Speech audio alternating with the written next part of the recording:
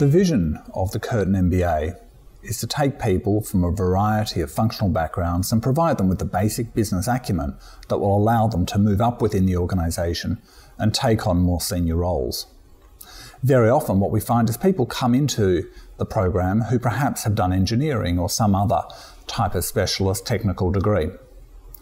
They may have spent a number of years slowly working up within the organisation, but now find themselves in a position where perhaps they're managing a range of people, managing budgets, engaging in the strategy discussions without necessarily having any training in that field. And so they come to the Curtin MBA program as a way of filling in that necessary knowledge that will allow them to move higher within the organisation.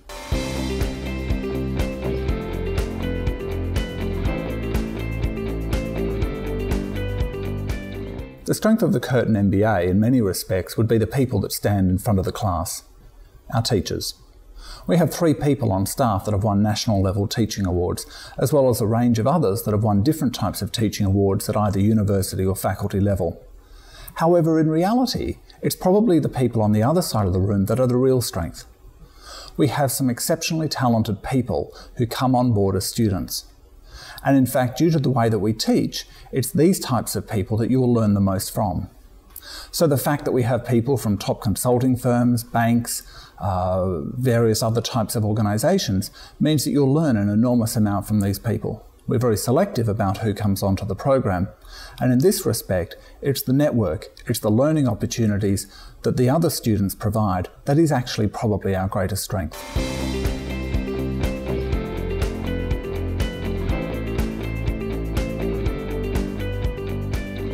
Our teaching methods go far beyond the traditional chalk and talk. In fact, we try and avoid the extensive use of PowerPoints. Personally, I was teaching recently and I taught about 55 contact hours onto a particular unit. In that time, I had about 1.5 hours that consisted of PowerPoints. Instead, we tend to use a lot of case-based teaching. We use experiential activities, simulations, and a range of other activities to allow students to actually engage and learn through doing rather than simply listening.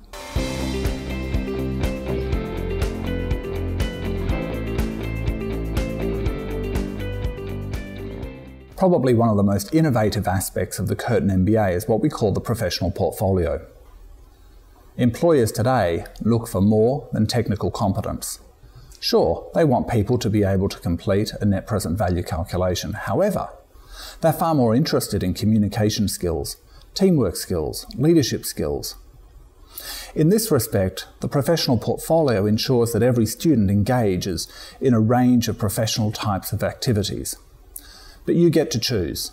For example, if you decide that you need to improve your public speaking skills, then we have the most active Toastmasters chapter in Western Australia. In fact, it's now got so large that we have to split it between Tuesday mornings and a late Friday afternoon session.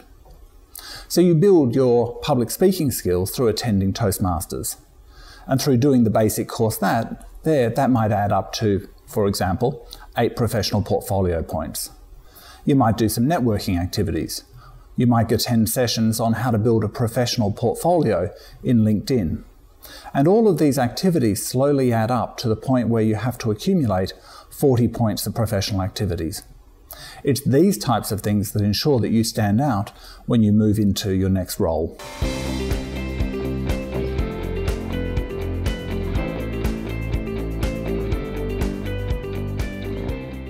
The average Curtin MBA student is in their early 30s. Obviously, that means we have people in their 20s, but we also have a significant number that are very well established in their careers. Completion of the Curtin MBA sees them move into a similar type of role to perhaps that which they previously occupied in a variety of different organisational settings. They leverage their previous experience plus their newfound capabilities that they've gained from their MBA to essentially move up the organisational hierarchy. However, for those students that are perhaps a little less experienced, or potentially those people that come from overseas, there is an internship program. This is a 2-unit activity where people go into real organisations and work on a particular organisational problem. This enables them to perhaps secure employment through that organisation, or more often than not, it gives them a reference, it gives them access to a network that eventually leads to employment. Our students are found in all sectors of the economy, ranging from a variety of professional services through to resource extraction, as well as educational, health, and a range of other government-type organisations.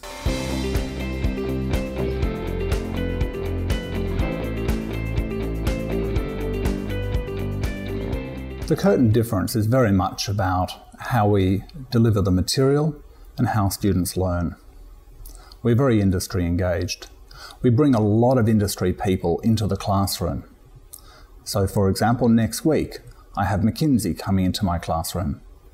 They will be bringing about 6 to 8 different consultants, and they'll run a particular session, teaching our students the way that McKinsey operates, the way they deconstruct problems, and the way they go about developing solutions.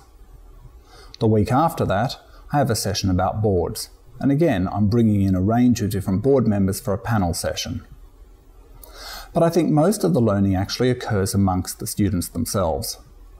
It's about building that network. It's about building a knowledge set that you're able to leverage, not just for the next couple of years, but for a long period of time going into the future. So for example, we go out of our way to make sure that those networks are developed.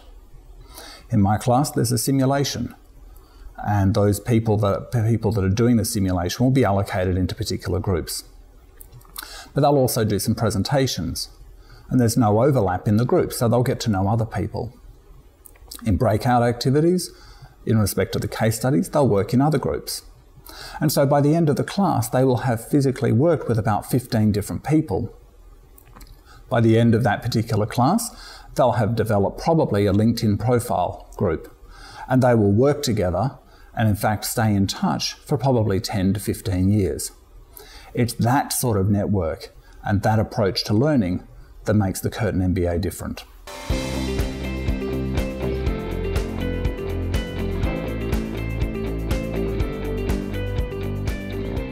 To get onto the Curtin MBA program, we essentially score every applicant out of 100.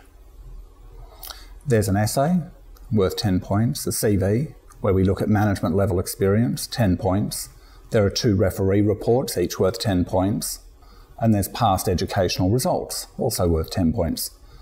But the other 50 points out of the 100 that we allocate is attributed to the interview. Fundamentally here, what we're looking for is diversity. I want diversity of gender, I want diversity of age, I want diversity in terms of the industries worked for, I want diversity of nationality. I want people to be able to come to class and learn from each other.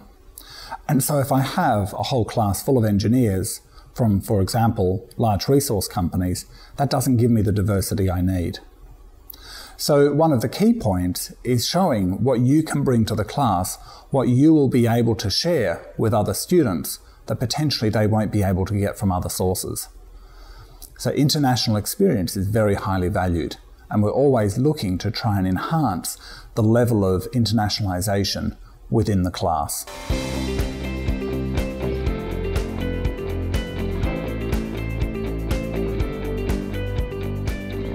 The teaching staff at the Curtin Graduate School of Business is incredibly diverse. We have a range of nationalities represented, and in fact Australian-born and bred people are in fact in the minority. But internationalisation is far more than just the passport that they hold or where they were born. Internationalisation is a way of doing things. So for example, it's the case studies we choose. It's the assessment items that we set about organisations that are perhaps global in nature, or where we purposely seek out to ensure that students are exposed to a range of different approaches, a range of different institutional environments that they wouldn't perhaps otherwise be exposed to if they just looked at Australian situations. So the internationalisation dimension goes beyond just who we have, beyond the assessment. And in fact, we include things like a study tour to China. We've also run them to India. We have international exchanges where people travel to Europe and North America. And there's a whole range of different ways that we build in an international dimension right from the start.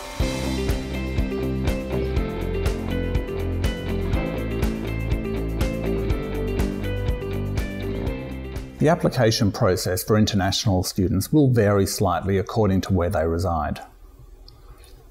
Probably the best advice is to contact the Student Services group within the Curtin Graduate School of Business. They will be able to advise you how to progress an application. In most cases, an application can be made using a standard web-based application form. This is supplemented by a CV. We will need 2 references. We'll need copies of transcripts from undergraduate degrees. Students will be required to write an essay. And if all of that looks good, then we move on to the interview. And the interview is worth approximately 50% of the overall assessment of the students coming onto the program. In some cases, it may be necessary to work through an agent, depending upon the requirements of the country and the way that the Australian government processes international student visas. However, our Student Services team is able to make the appropriate advice.